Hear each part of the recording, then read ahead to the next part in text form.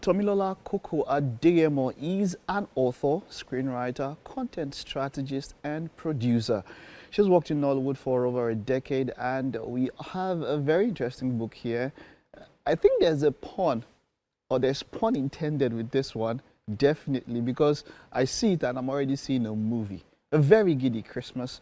And of course, just before you get to see her, Mary is with me on this one. Hi, Mary. Yeah, Mary's very giddy about the book. I'm giddy, like I'm feeling really giddy. I had to jump on this conversation because Definitely. I love this book.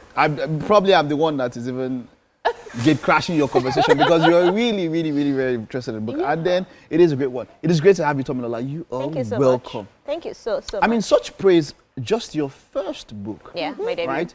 And this was last year. Yes. Before you got into books and all of that, you've been doing screenwriting and all of that. Talk to us about your career before you started writing books. Okay. So I studied dramatic arts at the Obafemi Awolowo University, and I graduated in 2010. And Dramatic arts. yes. Is there creative arts there also? So dramatic arts is the theatre arts for Ife. Okay. That's Okay. theatre arts in some places and creative arts in some places. I think creative and performing arts in some places. Ife, they are proud. Oh, we are proud. If you're not Like careful, they I'll act bust like into they're the the only school school song in the right now. world. We are the only school. You want to sing the school song? I Yeah? can start singing I school. will yeah, take you start back. singing. We go back. Just I will call boss now. Take So you God, back throw to me Ife. out.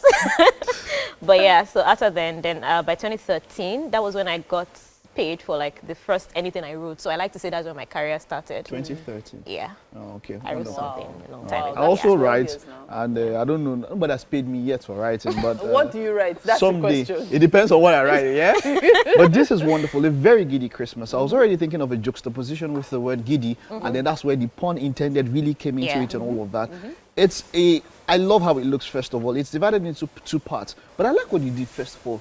You started with a cast of characters, and then you do something like a tree and all of that. Yeah. Why so? Where did that style come from? How Actually, did that it inspiration come in? was like my editor actually. Yeah. So, because you write and then your editor does all that work and all Yeah. that. So basically, she had done it so that she could track the story world and the characters. So when she sent it back to me to look at it, I was like, oh, we had to put this in the book. So like I called my publisher and I said, can we have this in the book? And he said, yeah, if you want it. Have you ever that's fine. seen this anywhere before? No. I like that. I like new things. So what happens is that when you're reading, you can now can always go refer back Yeah. to Yeah. this place so Yeah. that you don't get Yeah, you don't get lost in that. don't get story world. lost in it. Yeah, because there's The so many characters. characters. Wonderful. Okay, Mary, you want to say something about the characters? Kunle Bakare. So, you know how we talk about Yoruba demons Yeah. and all, Yeah. and how she started off by talking about how Kunle was this, was that. I love how you came up with Kunle's character, Yeah. clearing all doubts about him. Yeah. And then the fact that it was actually their first time when that incident happened, not that Kunle was the playboy as everyone thought. It was well written. Mary- Is there a living person that inspired Kunle's part of the story? Okay, as I always say, so that somebody will not come and say, put your life story there. But like, I not necessarily one person. Okay. But I mean, so for instance, like the name is from like an old friend who's actually like a real friend, and Okay. none of that Kunle Bakare thing going on. Okay. But like it's from, maybe people have seen, things I've watched. You know how they say now, you draw from real life experiences from these things. And you also want to craft, as realistically as possible. So, you draw from here, you draw from there, you pick from this person and all of that. But yeah. So, same thing for DG, Yeah. Biodun Gomez. Yeah. Was there, is it reflecting the person that you are? You know something, Mary, What? yeah? And this is Mary being like, by the time you had already spoken about Kunle's character, you had already given me some spoilers already. Oh! Like So spoilers. you had already given me some spoilers, and that is because this is quite very good. So I want to do as much as possible so that I don't give spoilers, so that people can actually go to want to pick up this thing and want to Okay. read. But just give me a general synopsis. A very giddy Christmas. What's the synopsis? Well, it's basically, so just to follow your train of thought, so I don't give spoilers. Wonderful. It's basically like a second chance trope. That's what we romance people call it. It's second class. Oh, you're a romance person? Oh, I am a romance person. Mike, read the book first. I'm a love So person. sensual. But yeah, it's a second chance trope about two people who, have known each other in the past, and then now they cross parts parts again. again because of something from a long time ago that is threatening to destroy both their lives, like it's really threatening to destroy both their lives. Yeah, so it comes on the cusp of like major career wins. Yeah. Now, when you look at how you titled your characters and all of that, it starts with ho ho ho, and then gets into something I like here, Christmas teas, Santa Claus unboxed the secrets, the Advent Holy Night smokes. You have some parts where you cancelled out what you were trying to say. Why that style? What's that style and why that style? It's a humor thing. Okay. Yeah, I like to think I'm a funny person when I want to be. Yeah, so I mean, I did make you laugh off camera, didn't I? Oh yeah, you did. You did. See, holy smokes, because a lot happened in that particular chapter. Yeah, a lot. yeah. Mimi's eyes are just shining. No, she's excited. She gets it. I love a good book, and this is a good book. Oh, thank you so much. And then you spoke about, I love something about the mistletoe. How do you, when you look at the culture of Christmas, as it were, and you try to bring it down such a way that is relatable in the giddy sense, how were you able to put that sort of conflict together in this book? So I think, as Nigerians, we have such a dramatic life. Like all of us live dramatic lives. We can all like relate to that. So I think that I was just trying to draw from real life experiences as much as possible. And, like in real life, sometimes they say like truth can be stranger than fiction.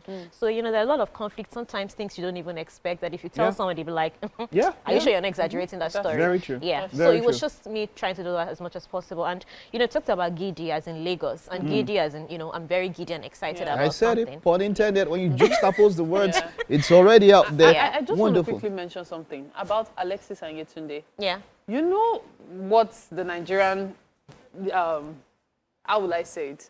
How Nigeria is. Yeah. Don't you think that was a bit risky? Oh, so I try not to be held back because I'm a writer. Through everything that I do, I've not done anything with my career outside of this.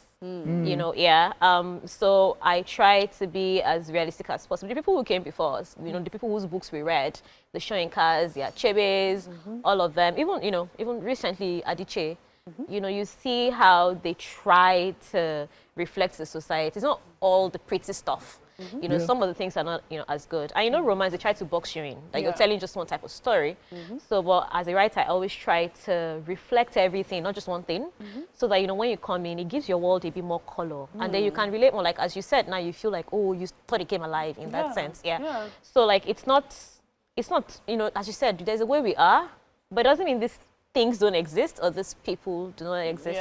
Surprisingly, I haven't gotten any serious feedback on that. I said, oh, what were you trying to do or whatever. So I think as Nigerians, while we may not have 100% gotten to that point yet, at least we know that. And then well done with the G-race on your loom. You mentioned something. Now, while we were talking about some authors, you mentioned Chimamanda, and incidentally, while she was promoting Dream Count, she said she had a writer's block for well over a decade. Yeah, she did. She mentioned that. How long what's the longest you've ever had, if you have ever had a writer's block? So I haven't had anything that long, but sometimes it's because I know Chimamanda also did mention like stuff she was dealing with at the time. Motherhood came and all that. So like as women, there are sometimes I have something called insulin resistance PCOS. And that comes with anxiety sometimes and depression sometimes. So that can hold you back. It's a struggle. Like sometimes I had to get out of the house and go to places where my friends are, for instance. Like that helps, But I haven't had anything that has been sustained for that long. But usually whenever I have a block, sometimes I leave the work and come back to it. Other times I just try and, go to something that is similar to that. And then watch, because with this I did that like a lot. I'll go to maybe watch Christmas films or something. How long was the writing process? For this one, it's actually interesting. I wrote this book twice, actually, from beginning to the end.